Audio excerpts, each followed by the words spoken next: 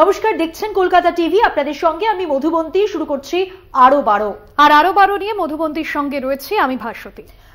সকাল থেকে যে খবরে আমাদের নজর রয়েছে, অত্যন্ত গুরুত্বপূর্ণ খবর। বাড়িতে পড়ে গিয়ে কপালে চোট পেয়েছেন মুখ্যমন্ত্রী। আজ ফের মুখ্যমন্ত্রীকে পরীক্ষা করবেন চিকিৎসকরা।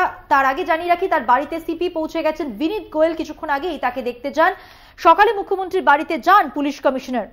পাশাপাশি মুখ্যমন্ত্রী যেহেতু জেড ক্যাটাগরির নিরাপত্তা পান এবং সেই জায়গায় নিরাপত্তার কোনো খামতি রয়েছে কিনা সেই বিষয়ে খতিয়ে দেখতেই আজ পুলিশের অনুসন্ধান একটি দল মুখ্যমন্ত্রীর বাড়িতে যান এবং ইতিমধ্যেই কলকাতা পুলিশের নগরপাল বিনীত গোয়েল তিনি মুখ্যমন্ত্রীর বাড়িতে গিয়েছেন, দেখা করেছেন তার সঙ্গে এবং ইতিমধ্যেই যেমনটা খবর পাওয়া যাচ্ছে তিনি বেরিয়ে গিয়েছেন মুখ্যমন্ত্রীর বাড়ি থেকে। একদমই নিরাপত্তার ব্যবস্থাটা যেমন খতিয়ে দেখা হচ্ছে, তার শারীরিক অবস্থা সম্পর্কে প্রত্যেক মুহূর্তের আপডেট চিকিৎসকরা দিচ্ছেন এবং তার চিকিৎসা ঠিক কিভাবে এগোচ্ছে সেই তথ্য আপনাদের সামনে তুলে ধরছি। বাড়িতে রয়েছেন মুখ্যমন্ত্রী, অবস্থা এখন স্থিতিশীল। তার পিছন থেকে ধাক্কার ব্যাখ্যা দিয়েছিলেন এসএসকেএম এর অধিকর্তা, কিন্তু শেষ পর্যন্ত সেই ব্যাখ্যা আরো স্পষ্ট করলেন। আপাতত কালীঘাটের বাড়িতে রয়েছেন মুখ্যমন্ত্রী। সিপি গিয়েছিলেন নিরাপত্তার বিষয়টা খতিয়ে দেখতে। একদমই, এবং সেই জায়গা থেকে কি আপডেট এই মুহূর্তে পাবো আমরা সরাসরি চলে যাই। কালীঘাট থেকে রয়েছেন আমাদের প্রতিনিধি শুভঙ্কর মণ্ডল।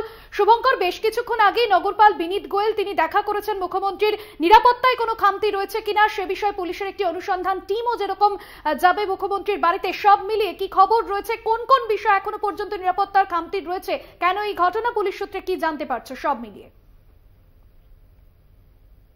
দেখো, যেহেতু মুখ্যমন্ত্রী স্বাভাবিকভাবে কিন্তু উদ্গ্রীব হওয়ার মতোই বিষয়, কেননা তুমি জানো যে মুখ্যমন্ত্রী গতকাল যেভাবে তিনি চোট পেয়েছিলেন এবং তারপর তার চিকিৎসা চলেছে এবং সেই চিকিৎসা কিন্তু এসএসকেএম হওয়ার পর তাকে সেখান থেকে ছেড়ে দেওয়া হয়, বাড়িতে নিয়ে আসেন অভিষেক বন্দ্যোপাধ্যায় এখানে এই মুহূর্তে। কিন্তু আমরা দেখতে পাচ্ছি যে ডিসি সাউথ তিনি এসে পৌঁছেছেন এবং এইখানে যারা পুলিশের অন্যান্যরা রয়েছেন আধিকারিক তাদের সঙ্গে কথা বলছেন। এবং তোমায় জানিয়ে রাখি যে কিছুক্ষণ আগে কলকাতা পুলিশের যিনি নগরপাল বিনীত গোয়েল তিনি এখানে এসেছিলেন এবং তিনি এসে তিনি ভেতরে যান মুখ্যমন্ত্রীর বাড়িতে, তিনি গিয়ে দেখা করে আসেন। এবং তোমায় জানিয়ে রাখি যে মুখ্যমন্ত্রীর অবস্থা কিন্তু এখন এই মুহূর্তে স্থিতিশীল রয়েছেন চিকিৎসক সূত্রে যেটা আমরা জানতে পারছি, এবং তাকে ক্লোজ মনিটরিংও করা হচ্ছে।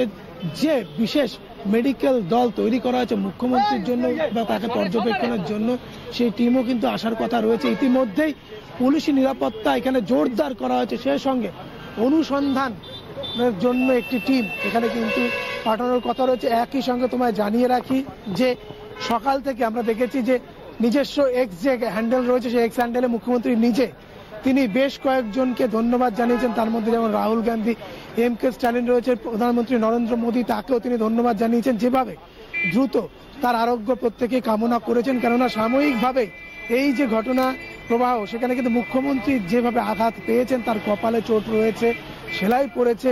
স্বাভাবিকভাবে এই ঘটনা যখন জানাজানি হয় তারপর থেকে কিন্তু বলা যেতে পারে যে প্রত্যেকেই উদ্বিগ্ন হয়ে পড়ে। একদমই প্রত্যেকেই উদ্বিগ্ন। স্বাভাবিকভাবেই মুখ্যমন্ত্রী মমতা বন্দ্যোপাধ্যায় তিনি চোট পেয়েছেন। শুভঙ্কর, একটা বিষয় জানতে চাইবো, আজ সকাল থেকে মুখ্যমন্ত্রী কেমন আছেন? এটাই তো সকলে জানতে চাই এই মুহূর্তে। দেখো, অবশ্যই এটাই কিন্তু আমি বলেছিলাম একটু আগেই যে তিনি কিন্তু স্থিতিশীল রয়েছেন।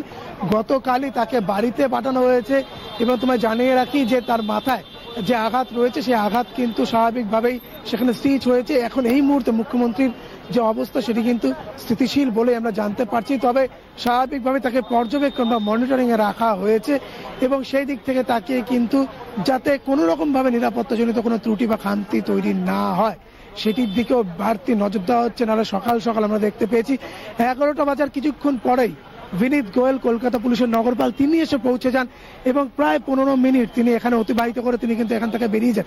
যদিও তিনি সংবাদ মাধ্যমের উদ্দেশ্যে কিছু জানাননি, তবে আমরা জানতে পারছি মুখ্যমন্ত্রী কিন্তু কথা বলছে সকলের সঙ্গে যারা যাচ্ছেন মোটামুটি, এবং মোটের ওপর তিনি কিন্তু এই মুহূর্তে স্থিতিশীল রয়েছেন বলে আমরা জানতে পারছি, যেটা কিন্তু সত্যি অত্যন্ত আশাব্যঞ্জক একটি খবর। এবং তোমায় জানেন এই গতকাল স্থিতিশীলতার পর্যায় বা পরিমাণ কিন্তু যেরকম ছিল সেদিক থেকে তাকে সেখান থেকে অর্থাৎ এসএসকেএম থেকে ছেড়ে দেওয়া হয়েছিল। তবে তিনি যে ক্লোজ মনিটরিং এ থাকবেন সেটি বলেই দেওয়া হয়েছিল এবং যে বিশেষ চিকিৎসক দল তৈরি করা হয়েছে তারাও আসার কথা রয়েছে। স্বাভাবিকভাবে সেদিকেও আমাদের নজর থাকবে। তবে মধুমন্তী এবং ভাস্বতী তোমাদের দুজনকে জানিয়ে রাখি যে এখনো পর্যন্ত কিন্তু সকাল থেকে যা পাওয়া আপডেট তাতে কিন্তু মুখ্যমন্ত্রীর যা পরিস্থিতি, শারীরিক অবস্থা এই মুহূর্তে কিন্তু বেশ সন্তোষজনক এবং তার শারীরিক পরিস্থিতি স্থিতিশীল রয়েছে। যদিও আমরা জানি যে বেশ কয়েকজন ইতিমধ্যেই মুখ্যমন্ত্রীর যে আরোগ্য, সে আরোগ্য কামনা করেছেন, অতি দ্রুততার সঙ্গে তিনি যাতে সেরে ওঠেন সেই বিষয়টি তারা কিন্তু জানিয়েছেন নিজেদের এক্স হ্যান্ডেলে। এবং মুখ্যমন্ত্রীও তার প্রত্যুত্তরে প্রত্যেককে ধন্যবাদ জানিয়েছেন যারা যারা মুখ্যমন্ত্রীর দ্রুত আরোগ্য কামনা করেছেন। একদমই শুভঙ্কর, মুখ্যমন্ত্রী এই মুহূর্তে স্থিতিশীল রয়েছেন যেমনটা তুমি জানালে, ধন্যবাদ জানাবো তোমায়। অন্যদিকে নগরপাল বিনীত গোয়েল তার বাড়িতে যান, কথা বলেন তার সঙ্গে, এবং ইতিমধ্যে যে ছবিও আপনাদের সামনে তুলে ধরছিলাম, কালীঘাটের বাড়ির সামনে কিন্তু নিরাপত্তা যথেষ্ট জোরদার করা হয়েছে। একদমই বাড়তি সতর্কতা নেওয়া হচ্ছে, বাড়তি নিরাপত্তা ব্যবস্থা রাখা হয়েছে। এবং অবশ্যই ঠিক কি কারণে এই ঘটনা ঘটলো, কোন পরিস্থিতিতে মুখ্যমন্ত্রী মমতা বন্দ্যোপাধ্যায় তিনি পড়ে গেলেন এবং যে ঘরে তিনি ছিলেন ঠিক কি পরিস্থিতি ছিল ওই মুহূর্তে, সমস্ত বিষয়টা খতিয়ে দেখা হচ্ছে। এই মুহূর্তে টেলিফোন লাইনে রয়েছেন আমাদের প্রতিনিধি রিয়া মাঝি, আরো বিস্তারিত তথ্য এই মুহূর্তে জানবো রিয়ার কাছ থেকে। রিয়া,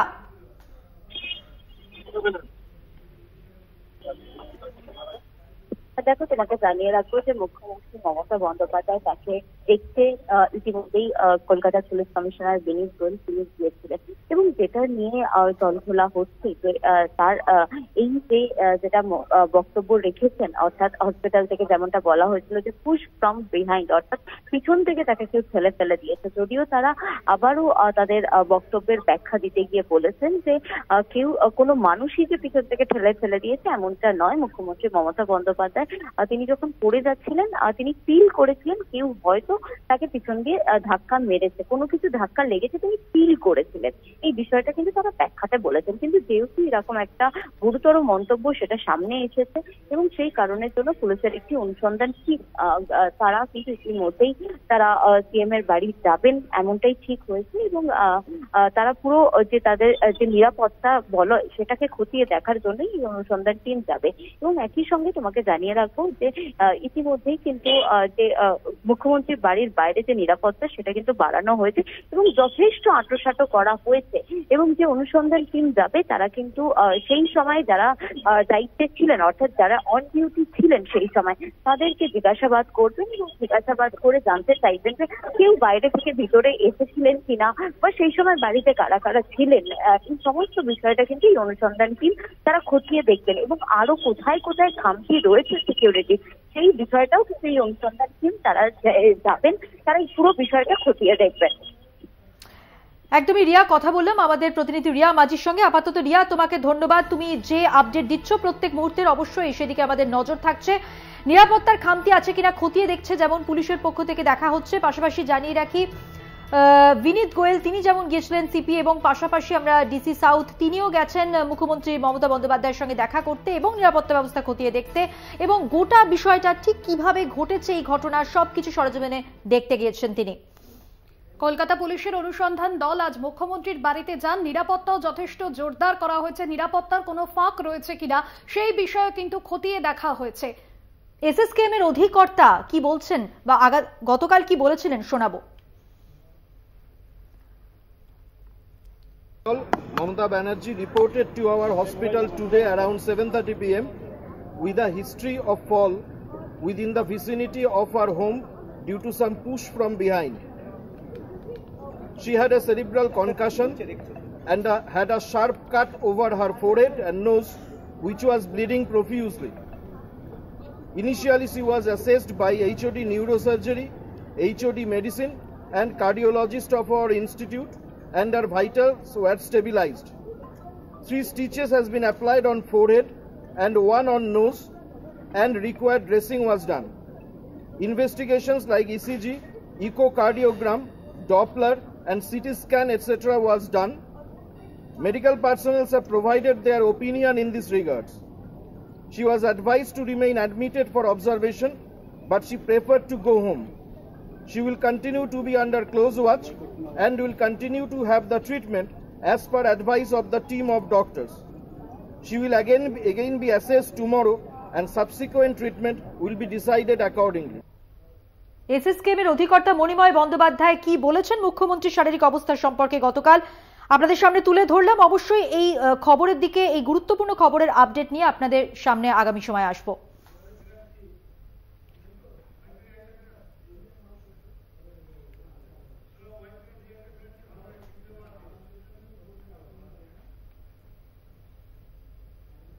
আর এবার যে খবরে নজর রাখবো, ভোটের প্রচারে গিয়ে পাতাল প্রবেশ বিজেপির। হাওড়া ময়দানে মেট্রো স্টেশনে বিজেপি প্রার্থীর প্রচার, আর সেখানেই রীতিমতো ধুন্ধুমার পরিস্থিতি তৈরি হয়ে যায়।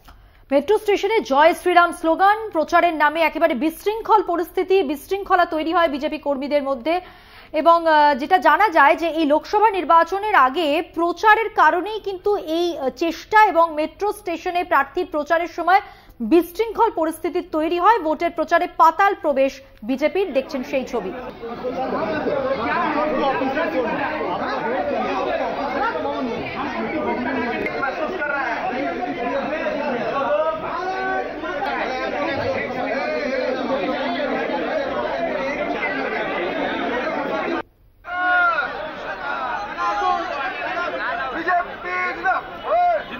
জগন্নাথ সামন্ত প্রতিনিধি রয়েছেন ফোন লাইনে। জগন্নাথ, মেট্রো স্টেশনে এভাবে প্রচার, এই ছবি দেখা গেল, এখনো পর্যন্ত মেট্রো রেলওয়ে কর্তৃপক্ষ তারা এই বিষয়টা নিয়ে কি বলছেন?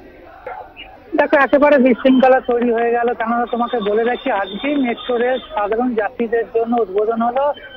7টার সময় প্রথম মেট্রো ছাড়লো। প্রচুর মানুষজন, সাধারণ মানুষজন উৎসাহ এসছে মেট্রো রেলে। সেই জায়গায় হঠাৎ করে দেখা গেল হাওড়া লোকসভায় বিজেপি প্রার্থী রতিন চক্রবর্তী তার বিজেপি কর্মী কর্তাদের নিয়ে একেবারে মেট্রো স্টেশনে গেটের সামনে হাজির হলেন। সেখানে স্লোগান দিতে থাকলেন, প্রচার শুরু করলেন। এবং আমরা যখন প্রশ্ন করি, তিনি পুরোপুরি এড়িয়ে গেলেও স্বীকার করেন যে তিনি এসছেন ঐতিহাসিক জায়গায়, তিনি দেখতে এসছেন। কিন্তু যে সত্য দেখা গেল, প্রচুর মানুষজন একেবারে সিঁড়ি দিয়ে নেমে গেল মেট্রো রেলের ভেতরে, এবং আরপিএফ বাধা দেবার চেষ্টা করলো। আরপিএফ এর সঙ্গে বচসা, প্রায় একবারে ধাক্কা মেরেই বেরিয়ে গেলেন পুরো মেট্রো রেলের ভেতরে। এবং আরপিএফ এর তরফ থেকে বারবার বোঝানো হলো যে মেট্রো রেলের ভেতরে এইভাবে স্লোগান, জয় শ্রীরাম স্লোগান, বিজেপি নিয়ে স্লোগান দেওয়া যায় না। কিন্তু জগন্নাথ, তুমি আমাদের সঙ্গে থাকো, আমরা শুনে নেব কি বলছেন যে বিজেপি প্রার্থী অর্থাৎ রতিন চক্রবর্তী এই প্রচারে গিয়েছিলেন এবং তারপরে এই ঘটনা ঘটে। তার প্রতিক্রিয়ায় তিনি কি বলছেন দেখুন একবার।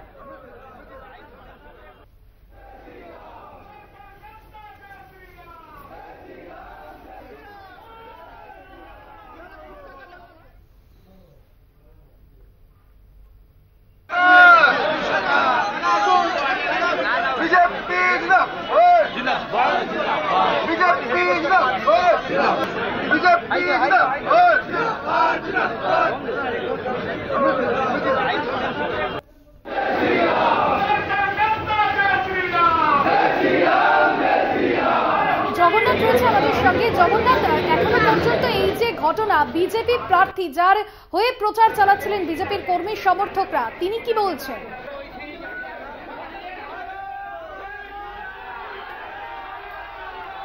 আজ থেকে সর্বসাধারণ যাত্রীদের জন্য চালু করে, তাদের সঙ্গে যেখানে নিজেও তিনি দেখতে এসেছেন। কিন্তু দেখতে এসে যেভাবে বিজেপি কার্যকর্তারা দেখতে পাবে, তুমি হাতে সমস্ত পোস্টার এবং একেবারে স্লোগান দিতে দিতে সিঁড়ি দিয়ে নেবে আন্ডারগ্রাউন্ডে যায়। সেখানে আরপিএফ আটকানোর চেষ্টা করে, তার সঙ্গে বচসা বেঁধে যায় এবং প্রায় ধাক্কা দিয়ে ভেতরে ঢুকে যায়। তারপরে পরে পরিস্থিতি যখন আরপিএফ উচ্চ পদকর্তাদের জানানো মেট্রো কর্তৃপক্ষ, তখন টিকিট কেটে, অর্থাৎ অন্যভাবে টিকিট কেটে নিজের মেট্রো যান। কিন্তু প্রায় প্রচুর সদুয়েক কর্মকর্তারা ঢুকে পড়েছিল, তারা বেশ কিছুজন বাইরে বাধ্য হয়ে চলে আসতে হয়। কিন্তু ভেতরে একেবারে হ্যান্ড মাইক নিয়ে প্রচার এবং হ্যান্ড মাইক নিয়ে স্লোগান, জয় শ্রীরাম স্লোগান, বিভিন্ন ভাবে বিশৃঙ্খলা তৈরি। সাধারণ যাত্রী যারা আজকে উৎসুক, তারা এসেছে। জগন্নাথ, এখানে একটা প্রশ্ন উঠছে, তোমাকে বিরত করেই জানতে চাইবো যে তারা কি কোনো অনুমতি নিয়েছিলেন? সেই জায়গা থেকে মেট্রো কর্তৃপক্ষ কি বলছে? একবারে অনুমতি ছাড়াই হঠাৎ করে আচমকাই এই বিজেপি নেতা অর্থাৎ লোকসভা প্রার্থী বিজেপি রতিন চক্রবর্তী তার কর্মকর্তা, বিজেপি কর্মকর্তা নিয়ে আচমকাই চলে আসে। মেট্রো রেলের গেটের সামনে ছিলেন বেশ খানিকক্ষণ, প্রায় আধ ঘন্টা থাকার পর তিনি হঠাৎ করেই নিচে নেমে যায় এবং কর্মকর্তাদের নিয়ে স্লোগান দিতে দিতে একবারে আরপিএফ বাধা দিলেও তাদের সরিয়ে ভেতরে চলে গিয়ে কিছু কর্তারা চলে আসে। তবে নিন্দা করছে বিভিন্ন রাজনৈতিক দল, যেরকম প্রসূন বন্দ্যোপাধ্যায় জানান যে প্রচার, তিনি তো প্রচারে এই জায়গায় কেন বাঁচলেন, এটা সর্বসাধারণের জন্য, যেখানে মানুষ আজকে উৎসাহের সঙ্গে এসেছিলেন এখানে মেট্রো পরিষেবা নিতে, সেই জায়গায় কেন স্লোগান সেই জায়গায় এত লোক নিয়ে বিশৃঙ্খলা কেন, আরপিএফ এর সঙ্গে কেন বচসা ধাক্কাধাক্কি, এই পরিস্থিতি তৈরি হয়। নিন্দার ঝড় উঠেছে তৃণমূল কংগ্রেসের তরফ থেকে। বাকি সাধারণ যাত্রীরাও তারা নিন্দা করছে যে এই জায়গায় যাত্রী ভোগান্তি ছবিটা ঠিক কিরকম ছিল সেই মুহূর্তে? সেই মুহূর্তে দেখো যাত্রীরা পুরোপুরি হতবাক হয়ে যায়, পুরোপুরি আটকে যায়। তারা উৎসাহ নিয়ে অনেক স্কুল কলেজের ছেলেমেয়েরাও এসেছে, ছোট ছোট ছেলেরাও এসেছে। তারা ওই গেটের মুখে যেভাবে ভিড় করে পুরো রাস্তা আটকে স্লোগান দিতে থাকে, তারা আতঙ্কিত হয়ে পড়ে। তারা বেশ কিছুক্ষণ দাঁড়িয়ে পড়ে, হতবাক হয়ে যায়। তারপরে আরপিএফ এর তৎপরা একটা দিকে নিয়ে যাওয়া হয়। সেই জায়গায় টিকিট কেটে, বাধ্য হয়ে টিকিট কেটে তারপর মেট্রো পরিষেবায় নেন বিজেপি কর্মকর্তারা। কিন্তু একেবারে বলা যায় গায়ের জোরেই ভেতরে প্রবেশ করলেন স্লোগান দিতে দিতে। অর্থাৎ যাত্রীদের ভোগান্তির মুখে পড়তে হয় বিজেপির এই প্রচার কর্মসূচি একেবারে পাতালে। ধন্যবাদ জানাবো জগন্নাথ সামন্ত, প্রতিনিধি ছিলেন ফোন লাইনে। ভোটের প্রচারে পাতাল প্রবেশ বিজেপির। হাওড়া ময়দান মেট্রো স্টেশনে বিজেপি প্রার্থীর প্রচার, বিজেপি প্রার্থী রথীন চক্রবর্তীর হয়ে প্রচার সারছিলেন বিজেপির কর্মী সমর্থকরা। রথীন চক্রবর্তী এ বিষয়ে কি প্রতিক্রিয়া দিয়েছেন আমাদের ফোন লাইনে শোনাবো।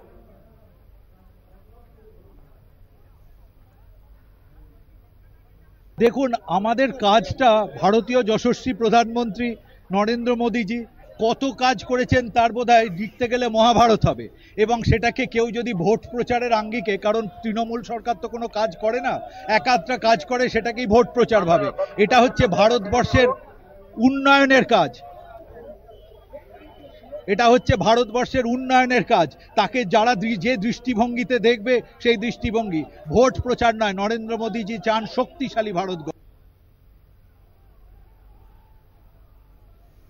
ভাস্বতী, দেখো এই রথীন চক্রবর্তী তার সাফাইয়ে যা বললেন সে তো শুনলাম, কিন্তু কি বিশৃঙ্খল পরিস্থিতি তৈরি হয়েছিল ব্যস্ত সময়ে মেট্রোয় সেটা তো স্পষ্ট আমাদের কাছে। এবার তৃণমূল তার প্রতিক্রিয়ায় কি বলেছেন শুনে নেব। প্রসূন বন্দ্যোপাধ্যায় তার কি বক্তব্য দেখুন। তো হওয়াই উচিত না, এটা অসভ্যতামি।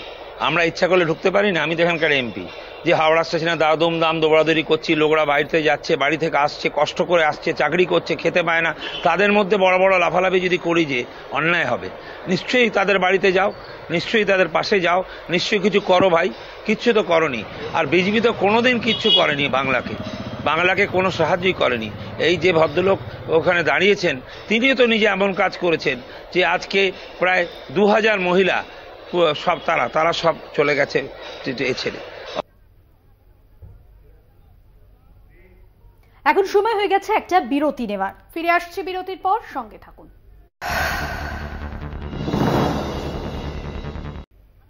ফিরে এলাম বিরতির পর। যে খবরে এবার নজর রাখবো, কলকাতা পুলিশ কমিশনের ওপর ক্ষুব্ধ বিচারপতি।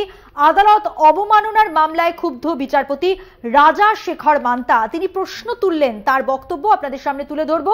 হাইকোর্টের অর্ডার কি খেলার জিনিস পাশাপাশি মনে করেছে। পাশাপাশি তিনি মন্তব্য করেছেন হাইকোর্টের অর্ডার না মানলেও চলবে।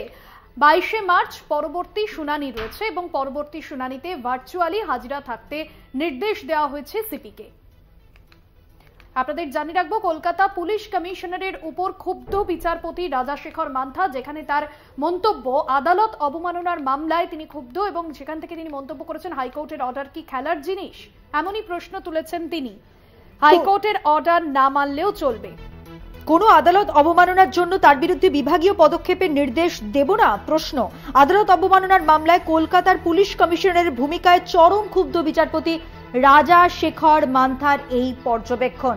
জানবো বিচারপতির আর কি পর্যবেক্ষণ। আমাদের সঙ্গে টেলিফোন লাইনে রয়েছেন আমাদের প্রতিনিধি পীযূষ কান্তি নাথ। পীযূষ কান্তি, দেখো, কলকাতা হাইকোর্টে একটি আদালত অবমাননা সংক্রান্ত মামলার প্রেক্ষিতে বিচারপতি রাজাশেখর মান্তা কলকাতা পুলিশ কমিশনারের কাছ থেকে একটি রিপোর্ট তলব করেন। কিন্তু আজকে দেখা যায় যে আদালতে যে রিপোর্ট জমা করে তাতে দেখা যায় যে কালীঘাট থানার ওসি সেই রিপোর্ট আদালতে পেশ করেছে। এতেই ক্ষুব্ধ হন বিচারপতি রাজাশেখর মান্তা। তিনি আদালতে মন্তব্য করেন যে যেখানে কলকাতা হাইকোর্টের অর্ডার রয়েছে সেখানে সেই নির্দেশকে অমান্য করে কি করে কলকাতা পুলিশ কমিশনার নিজে সেই রিপোর্ট কলকাতা হাইকোর্টে পেশ করলেন না। তারা কি মনে করেন যে কলকাতা হাইকোর্টের নির্দেশ মানার কোনো প্রয়োজন নেই? আদালতের নির্দেশের কি কোনো গ্রহণযোগ্যতা নেই? এই প্রেক্ষিতে কেন আদালত তার বিরুদ্ধে উপযুক্ত ব্যবস্থা গ্রহণ করবে না? এরপরেই বিচারপতি ক্ষুব্ধ হন এবং আগামী 22শে মার্চ কলকাতা পুলিশ কমিশনারকে আদালতে ভার্চুয়ালের মাধ্যমে হাজির থাকার নির্দেশ জারি করেছেন এবং তিনি সতর্ক করে দিয়েছেন যে ভবিষ্যতে যেন কলকাতা হাইকোর্টের নির্দেশ অমান্য করার মতো এই ধরনের ঘটনা পুলিশ না দেয়। ধন্যবাদ পীযূষ কান্তি। কথা বললাম আমাদের প্রতিনিধি পীযূষ কান্তি নাগের সঙ্গে। হাইকোর্টের অর্ডার কি খেলার জিনিস? প্রশ্ন বিচারপতির। পুলিশ কি মনে করেছে হাইকোর্টের অর্ডার না মানলেও চলবে, কিন্তু পুলিশ যদি ভাবে কোর্ট অর্ডার না মানলেও চলবে তাহলে ভুল করছে। কেন আদালত অবমাননার জন্য তার বিরুদ্ধে বিভাগীয় পদক্ষেপের নির্দেশ দেব না? আদালত অবমাননার মামলায় কলকাতার পুলিশ কমিশনারের ভূমিকায় চরম ক্ষুব্ধ বিচারপতি রাজাশেখর মান্থা। আগামী শুনানিতে তাকে ভার্চুয়ালি হাজিরা থাকার নির্দেশ দিয়েছেন বিচারপতি। একই সঙ্গে আদালত ক্ষুব্ধ পুলিশ কমিশনারের হয়ে কালীঘাট থানার ওসি রিপোর্ট দেওয়ার জন্য। আদালতের বক্তব্য, পুলিশ কোর্টের অর্ডার নিয়ে মকারি চড়ছে। আদালতের সতর্কতা, ভুলে যাবেন না হাইকোর্টের ক্ষমতা। 22শে মার্চ পরবর্তী শুনানি।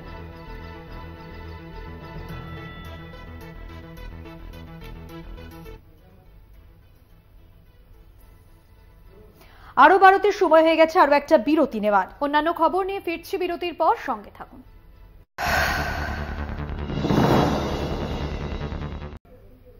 এই মুহূর্তের গুরুত্বপূর্ণ খবরে নজর রাখবো। ফিরে এলাম বিরতির পর। যে খবরে নজর রাখবো তা হলো শনিবার নির্বাচন অর্থাৎ লোকসভা নির্বাচনের দিন ঘোষণা হবে, দিনক্ষণ ঘোষণা হবে।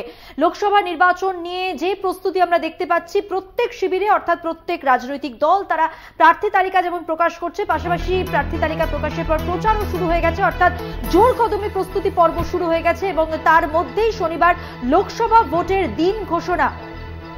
পাশাপাশি আপনাদের জানিয়ে রাখবো লোকসভা নির্বাচন, কারণ সেখানে প্রার্থী তালিকা যেরকম ঘোষণা হয়ে গিয়েছে এবং আমরা দেখেছি বেশ কয়েকটি আসনে প্রার্থী তালিকা গতকাল বামেদের তরফেও ঘোষণা হয়ে গিয়েছে 12টি আসনে, 10 থেকে 12টি আসনে। আর তারই মাঝে যে বড় খবর পাওয়া যাচ্ছে, শনিবারই লোকসভা ভোটের নির্ঘণ্ট ঘোষণা করা হবে। শনিবার দুপুর 3টেয় ঘোষণা করবে নির্বাচন কমিশন। একই সঙ্গে কিছু কিছু রাজ্যের উপনির্বাচনের দিনও ঘোষণা করা হবে ওই দিনই।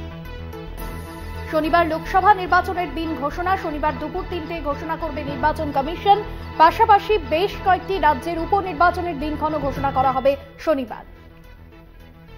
আরো বিস্তারিত জানবো, আমাদের সঙ্গে রয়েছেন আমাদের প্রতিনিধি টেলিফোন লাইনে জয়ন্ত চৌধুরী। জয়ন্ত, হ্যাঁ, সেটা হচ্ছে আগামীকাল নির্বাচনের বিজ্ঞপ্তি বা দিন ঘোষণা সবটাই হবে।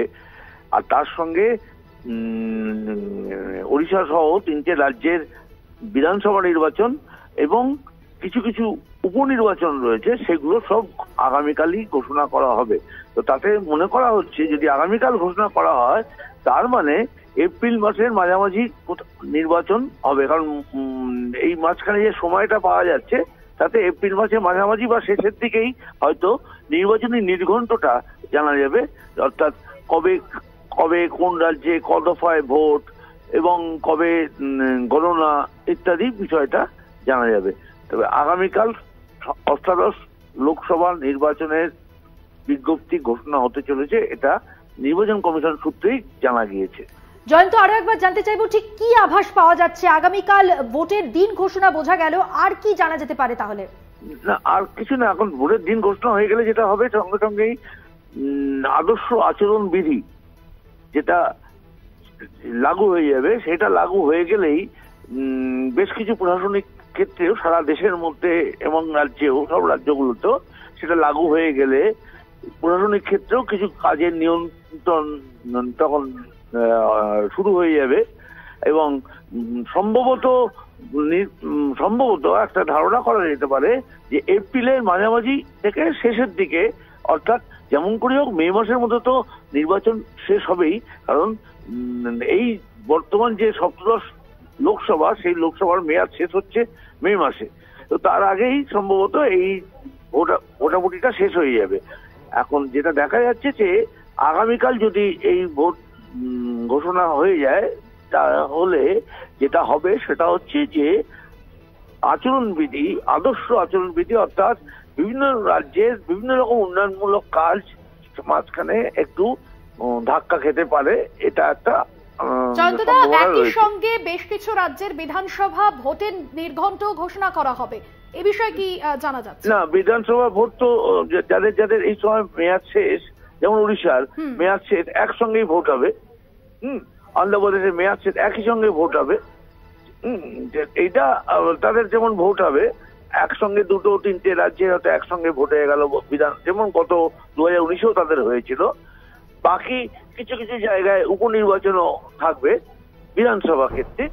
কিন্তু লোকসভা ভোট সবচেয়ে বড় খবর যেটা, যে আগামী কাল যদি লোকসভা ভোট ঘোষণা হয় তাহলে আমরা ধরে নিতে পারি বাংলা নববর্ষ অর্থাৎ পয়লা বৈশাখের আশপাশেই হয়তো শুরু হয়ে যাবে ভোট গ্রহণের পর্ব। জয়ন্তদা, আরো একবার জানতে চাইবো এই মুহূর্তের গুরুত্বপূর্ণ খবর যা আমাদের কাছে বিশ্লেষণ করলেন। শনিবার দুপুর 3টে ঘোষণা করবে নির্বাচন কমিশন ভোটের দিনক্ষণ। হ্যাঁ, যদি যদি যদি কালকেই ঘোষণা হচ্ছে, এটার ভেতরে অবশ্য কোনো যদি নেই, তার কারণ এটা নির্বাচন কমিশন সূত্রেই জানিয়ে দেওয়া হয়েছে যে আগামীকাল ভোটের বিজ্ঞপ্তি জারি হবে। আগামীকাল যদি ভোটের বিজ্ঞপ্তি এবং দিনক্ষণ জারি হয়ে যায়, সেক্ষেত্রে খুব সম্ভবত এই এপ্রিল মাসের মাঝামাঝি থেকে শেষ সপ্তাহের মধ্যেই সমস্ত দেশের ভোটটা হয়ে যাওয়ার কথা, এবং মে মাসের গোড়ায় হয়তো একসঙ্গে সব ভোটের ফলাফল একসঙ্গে একদিনে, সাধারণত ভোট এখানে গণনা হয়, একদিনেই হয়তো বেরোবে। এর মধ্যেই অর্থাৎ এপ্রিলের শেষ দিক এবং মের গোড়ার মধ্যেই এই নির্বাচন প্রক্রিয়াটা শেষ হয় বলেই মনে করা হচ্ছে।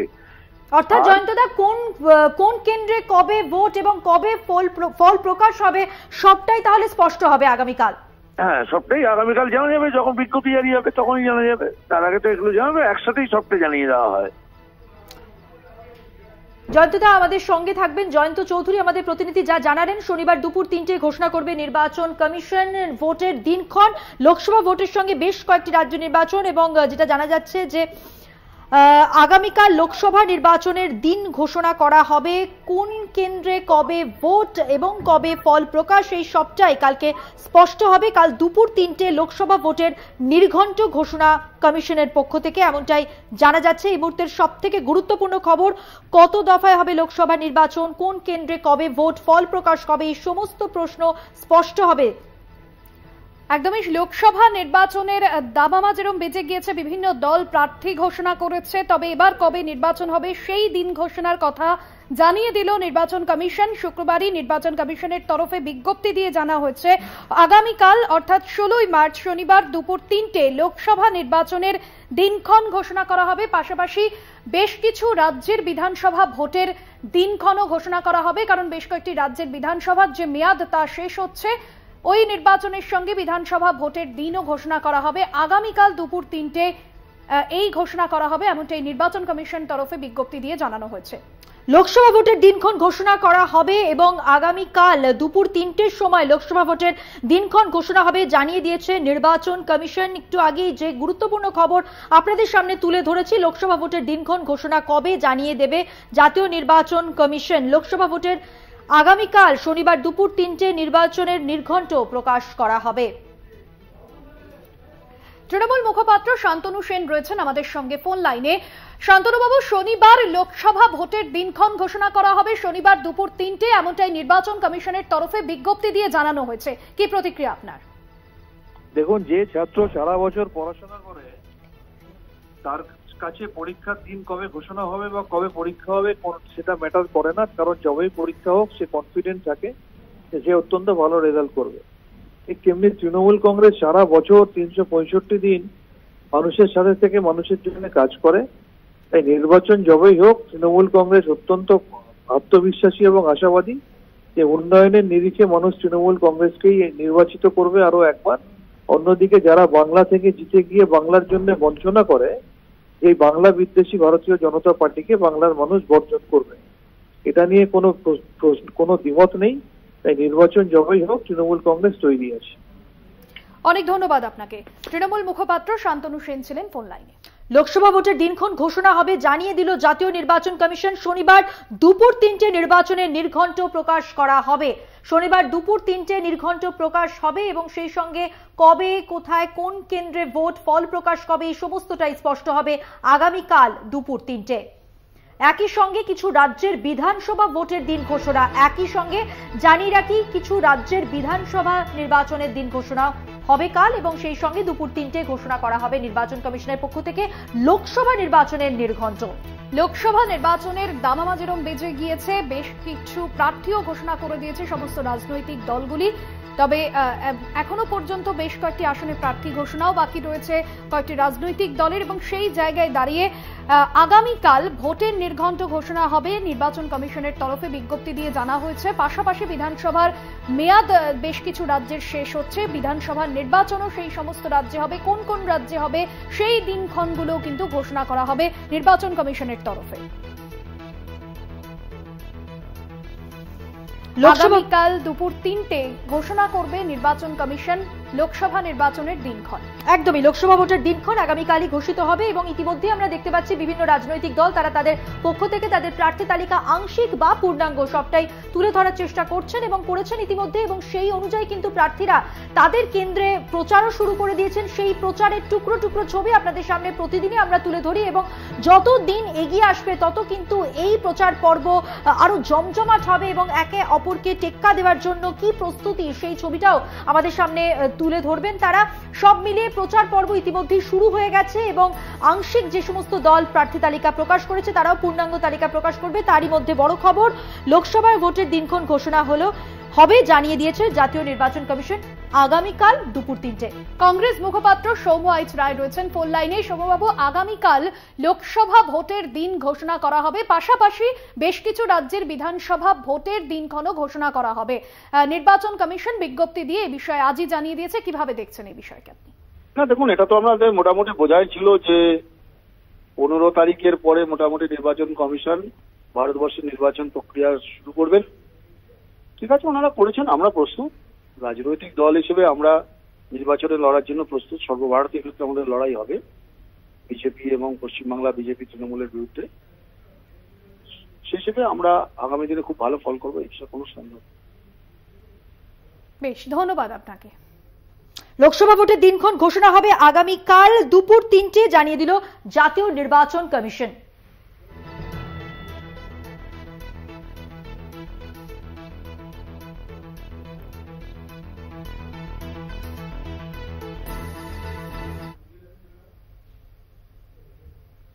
এখন সময় আরো একটা বিরতি নেবার। ফিরে আসছি বিরতির পর, সঙ্গে থাকুন।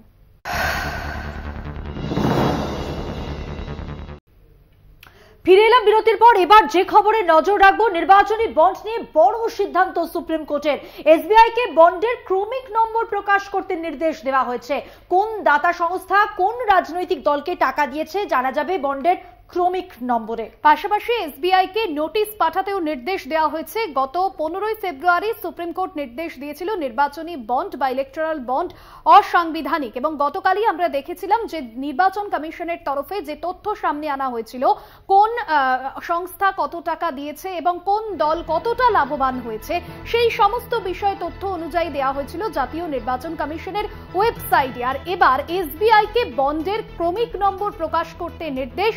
কোন দাতা সংস্থা কোন রাজনৈতিক দলকে কত টাকা দিয়েছে সেই বিষয়গুলোই জানা যাবে বন্ডের ক্রমিক নম্বরে। অর্থাৎ মধুবন্তী এই জায়গা থেকে যে সমস্ত রাজনৈতিক দলগুলো তারা অনেকটাই চাপে পড়বে বলে মনে করা হচ্ছে। একদমই, যেটা বোঝা যাচ্ছে যে যেটা জানানো হয়েছে যে অসম্পূর্ণ তথ্য জমা দিয়েছে এসবিআই।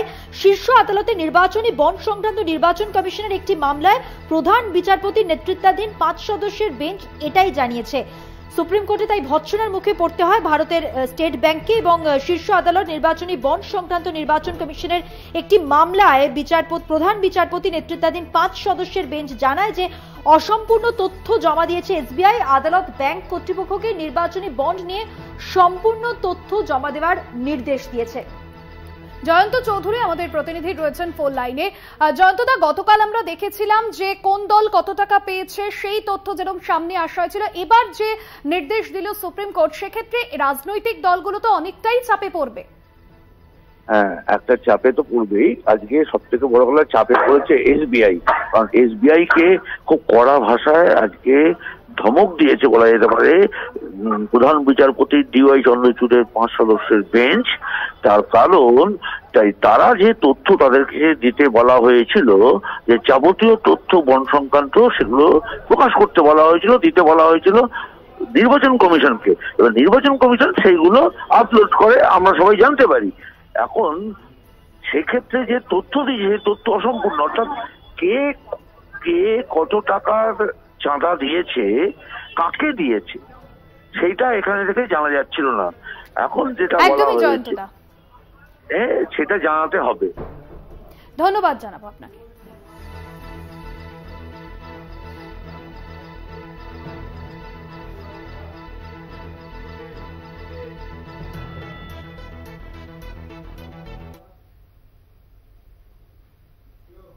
আরো বড় আজকের মতো এ পর্যন্তই। অন্যান্য আরো খবরের জন্য দেখতে থাকুন কলকাতা টিভি রাত দিন 7 দিন।